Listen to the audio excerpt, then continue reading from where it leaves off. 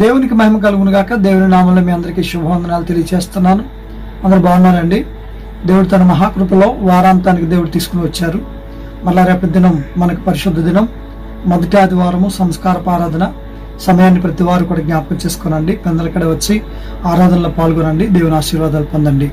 ఈరోజు దేవుని వాక్యంలో నుండి లూకాసు వార్త 2వ అధ్యాయము 10వ వచనం. అయితే ఆ దూత భయపడకుడి, ఇదిగో ప్రజలందరికీ కలగబో మహాసంతోషకరమైన సువర్తమానమును నేను మీకు తెలియజేస్తున్నాను అని ప్రభు దూత సెలవిచ్చింది.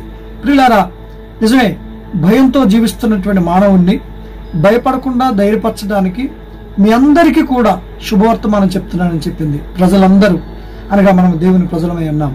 ఆయన మనకు శుభవర్తమానం ఇస్తున్నాడు. మన కుటుంబాల్లో ఉన్నటువంటి భయాన్ని తొలగించి సంతోషంతోనూ ఆనందంతోనూ నింపుదానని దేవుని వాక్యం ద్వారా బలపరుస్తున్నాడు. ఆయన రాక మన కుటుంబాలకు సంతోషం. ఈరోజు ఈ వాక్యం ద్వారా మనందరి కుటుంబాలకు సంపూర్ణ సంతోషాన్ని అనుగ్రహించును గాక. ఆమేన్.